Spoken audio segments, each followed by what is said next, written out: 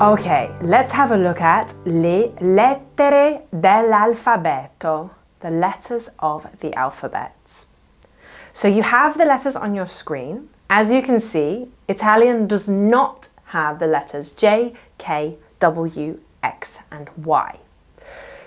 This is because of the language that it originated from, which is Latin. You will see these letters in borrowed foreign words from English, from French, from other languages as well. So you will see them, but they are not native to the Italian language, okay? So what I would like you to do is, I'm going to read the alphabet out. I will leave space for you to repeat each letter after me.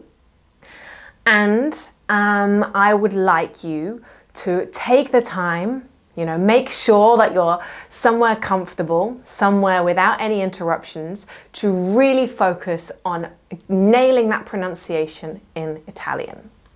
So let's get started. I'll read them out for you. Repeat after me. A, B, C, D, E, F, G, H, I, L, M, N, O, P, Q, R, S, T, U, V, Z. Okay, so how was that for you? Some of them were a little bit tricky maybe. I'd like to point out two that I think people might find difficult. So one is the letter R. So this is a rolled R. If you haven't come across this sound before, it's made by repeatedly tapping your tongue against the top of your mouth. R. Practice the sound itself if you aren't yet able to produce it. It's not native to all languages, so it can be a bit difficult to get used to. Try it with me. R, R, okay? Even if you feel stupid, just keep trying it, okay? So when the letter comes out, it's going to be an E sound followed by that rolled R and then another E sound. Let's try it again. R, R. Okay, bravo. And the other one that you might not be that comfortable with is the letter Z, which comes out as zeta. Careful not to say zeta, it's a t sound. Zeta, zeta. Okay, I'm going to read the alphabet one more time for you, and then we are going to just check in that you remember some of the letters. A, B, C, D, E, F, G, H, I, L, M, N, O, P, Q, R, S, T, U, V, Z. Okay, now let's practice. Can you remember how to pronounce these words? Starting with the top row, I would like you to read out the first letter. A. Perfect. A. Then the second would be G. G. The third letter, our slightly trickier, R. Bravo. R. Then we have Q.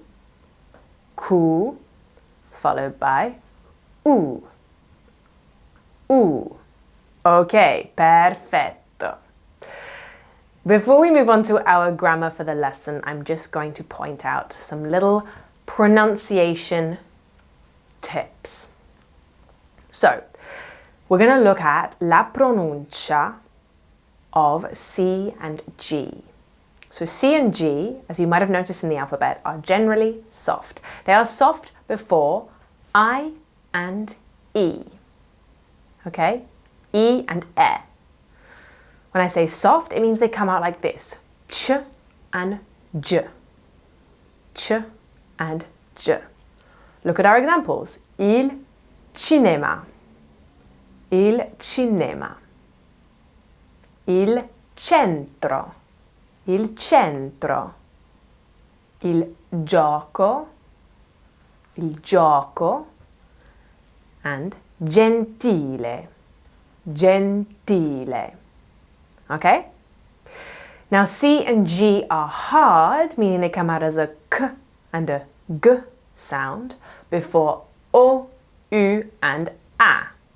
For example, la cosa, not la cosa, la cosa, il cuore, la camicia. Notice that this has both sounds, the K at the beginning because it's followed by A, and then the Ch at the end followed by I, camicia, la camicia, la gomma, guardare, guardare, la galleria, la galleria. And another point about pronunciation, and don't worry too much about these pronunciation points. You will get your head around them as time goes on. We will look at some of them in more depth over the following lessons. So for now, just try to practice. Make sure you're making notes. Write down at least some of the examples and definitely note down vocabulary that you don't know as well. Okay, so S can be pronounced as either a S or a Z sound. S or Z. For example, la scuola. La scuola. That is a soft S sound. Scuola. And then la casa. La casa. If you don't know the difference between those two sounds, the first one is what we call unvoiced. So if you put your hand to your throat, you will not feel the vibration. S, s, no vibration coming from my throat. If you pronounce the second sound, you want to voice it. You want to hear la vibrazione, vibration. La casa. It's coming, vibrating from my throat. La casa. Okay? And Z can be pronounced as ts or z. Okay? And the difference is exactly the same. The first pronunciation is ts, no voicing, ts, no vibration. And the second is z, z. Can you hear that vibration? So the first one is lo zio, okay? That is unvoiced, no vibration here. But il pranzo, okay? Don't worry too much, this pronunciation has lots of exceptions. It varies throughout different regions of Italy, but just be aware that these different pronunciations exist and you might hear both of them. Okay, final point about pronunciation before we move on is gli accenti, accents. So, in Italian, the vast majority of words are stressed on the second to last syllable, okay? This is also part of the rhythm and musicality of Italian. For example, carino, carino, kind. Can you hear how I'm leaning on that second to last E sound? Okay?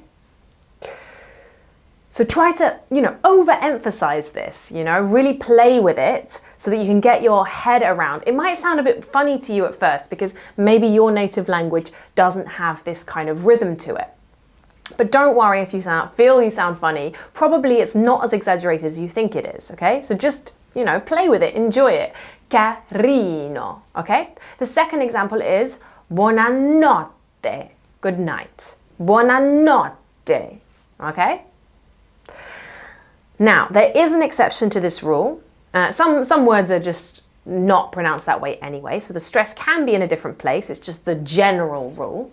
But there is an example where you definitely won't have the stress on that second to last syllable, and that's when you have an accent on the last letter.